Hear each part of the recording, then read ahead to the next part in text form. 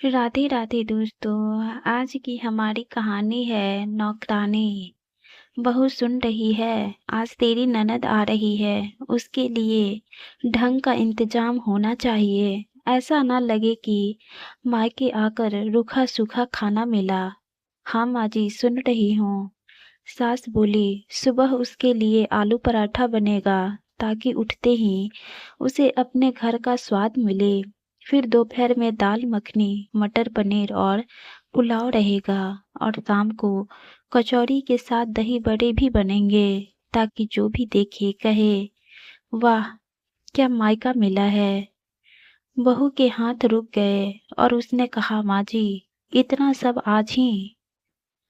तो क्या हुआ, मेरी बेटी है, सालों बाद आ रही है, उसका मन रखना तेरी जिम्मेदारी है, क्योंकि इस घर की बहू है तू।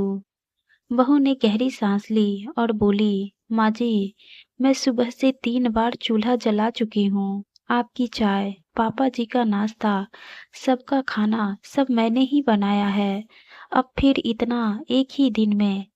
सास की आवाज कड़क हो गई। बहू है तो काम करेगी ही, थकान का नाम लेकर हाथ रोक देगी तो घर कैसे चलेगा।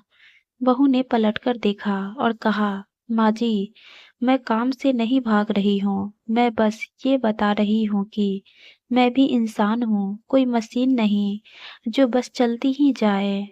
तेरी माँ ने यही सिखाया है क्या, ससुराल में बस जुबान चलाना? मेरी माँ ने सिखाया है कि खुद को पूरी तरह मिटा मत देना, चाहे ससुराल ही क्यों ना हो।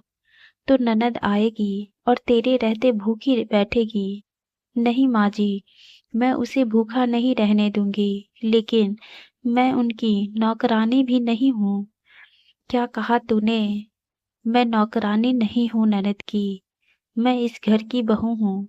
मेरे भी हाथ दुखते हैं, मेरी भी कमर टूटती है, मेरी भी आंखें जलती है।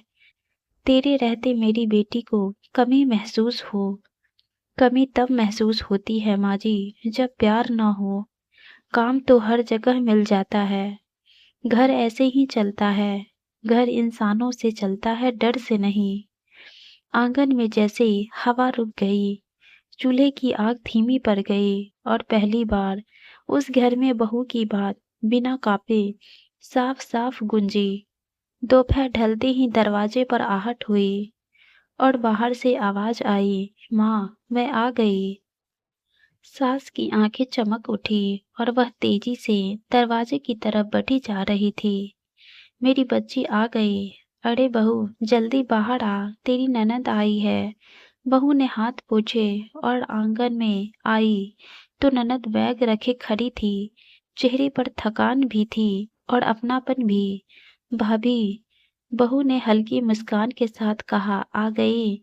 सास बोली, देख बहू, तेरी ननद सफर से आई है, पहले चाय बना दे और साथ में कुछ गर्मा गर्म भी बना दे।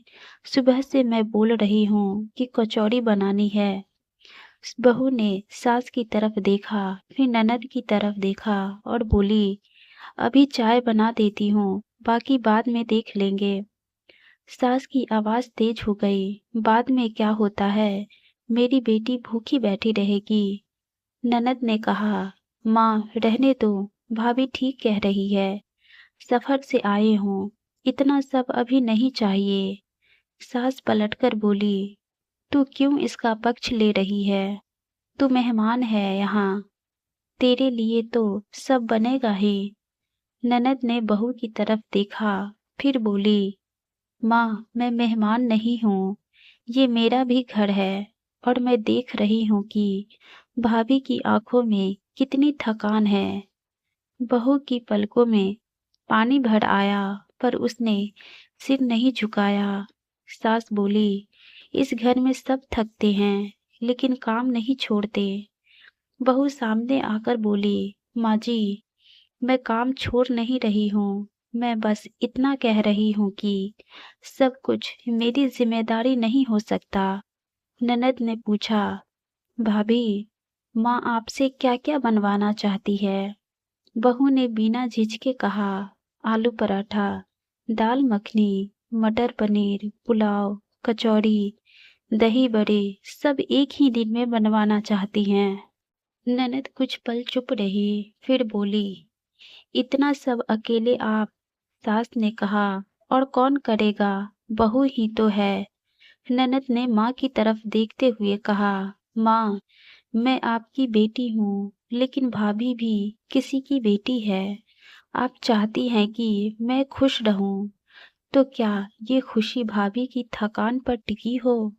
सास की आवाज में झुंझलाहट थी। तो अब इस घर में मेरी बात नहीं चलेगी। बहू ने शांत लेकिन मजबूत आवाज में कहा, इस घर में अब किसी एक की नहीं, सबकी चलेगी माँ जी। क्योंकि घर डर से नहीं, समझ से चलता है। ननद ने बहू की तरफ देखकर कहा, भाभी, आज सिर्फ चाय बना दो, बाकी हम सब मिलकर बनाएंगे। बहू ने पहली बार महसूस किया कि वह अकेली नहीं है, और उसी एहसास ने उसकी आंखों से चुपचाप आंसू गिर पड़े। शाम का वक्त था, आंगन में हल्की ठंड उतर रही थी और रसोई में चूल्हा जल रहा था। पर इस बार बहू अकेली नहीं खड़ी थी। उसके पास ननद भी थी, जो अपने दुपट्टे की सलवटें समेटते हुए तवे के पास आ गई थी। ननद ने कहा, भाभी, आज आप बैठ जाइए, सुबह से आपने बहुत किया है। अब जो बनेगा हम दोनों मिलकर बनाएंगे। बहू ने हैरानी से देखा और बोली, आप क्यों करेंगी? आप तो मेहमान हैं। ननद ने कहा, मैं मेहमान बनकर नहीं आई हूँ, मैं अपने घर आई हूँ, और अपने घर में काम करना अपमान नहीं होता। उसी वक्त सास रसोई के दरवाजे पर आ खड़ी हुई और तेज आवाज में बोली, ये क्या हो रहा है? मेरी बेटी चूल्हे के पास क्यों खड़ी है? ननद ने कहा, माँ, आज मैं बनाऊंगी। आप हमेशा कहती हैं कि घर सबका होता है, तो फिर काम भी सबका होना चाहिए। सास की आवाज में करवाहट घुल गई। बहू ने तुझे अपने बस में कर लिया है। बहू ने कहा, माँ जी, मैंने इसे कुछ नहीं कहा, ये खुद समझ रही है। सास बोली, तेरे रहते मेरी बेटी काम करेगी। ननद ने तवे पर रोटी रखते हुए कहा, माँ, आज मैं काम कर रही हूँ ताकि कल शायद भाभी थोड़ा सांस ले सके। इतना सा फर्क है। बस सास कुछ पल चुप रही। उनकी आंखों में पहली बार गुस्सा नहीं, उलझन थी। बहू ने धीमी आवाज में कहा, माँ जी, मैं इस घर से भागना नहीं चाहती, मैं बस इसमें घुटकर जीना भी नहीं चाहती। सास ने बहू की तरफ देखा। उसके चेहरे की थकान, उसकी आंखों की सूजन, उसके हाथों की दरारें सब पहली बार साफ दिखी। वह धीरे से बोली, तू सच में इतनी थक गई है? बहू ने सिर झुका लिया और बोली, रोज थोड़ा थोड़ा टूट जाती हूँ माँ जी। आंगन में सन्नाटा फैल गया, जैसे घर खुद सुन रहा हो। कुछ देर बाद सास ने कहा, आज सिर्फ सादा खाना बनेगा, दाल रोटी, बस। ननद मुस्कुराई और बोली, सुना भाभी, आज छुट्टी। बहू की आंखें भर आई, लेकिन इस बार उसमें दर्द और ज्यादा राहत थी, क्योंकि उसे समझ आ गया था कि ये सिर्फ एक शाम की राहत नहीं, बल्कि उस दिन की शुरुआत थी जब इस घर में बहू को भी सांस लेने की इजाजत मिलने लगी। रात का खाना सादा ही बना, दाल रोटी और हल्की सी सब्जी। सास थाली लेकर बैठी तो उनकी आवाज में आज ताना नहीं था, बहू, आज बस इतना ही काफी है। बहू ने चौंक कर देखा और बोली, माँ जी, कुछ और बना दूं? नहीं, आज नहीं। ननद ने हल्की मुस्कान के साथ कहा, भाभी, आज आपने बहुत किया है। बहू ने कहा, आज नहीं, मैं तो रोज ही बहुत करती हूँ। बस आज पहली बार सबको दिखा है। सास ने थाली में देखते हुए कहा, शायद मैंने कभी देखा ही नहीं कि तू कब से कब तक खड़ी रहती है और कब बैठती भी नहीं। बहू ने सिर झुका लिया और बोली, माँ जी, मैं कभी आपके खिलाफ नहीं थी। मैं बस अपने हक में खड़ी हुई। सास की आवाज भारी हो गई। बहू, हक मांगना गलत नहीं होता। गलत तो ये है कि हमने बहू को कभी हकदार माना ही नहीं। ननद ने माँ का हाथ पकड़ते हुए कहा, माँ, घर तभी बनता है जब उसमें सब थक सके और सबको थोड़ा आराम भी मिल सके। सास ने गहरी सांस ली और बोली, कल से काम बटेगा, बहू अकेली नहीं करेगी।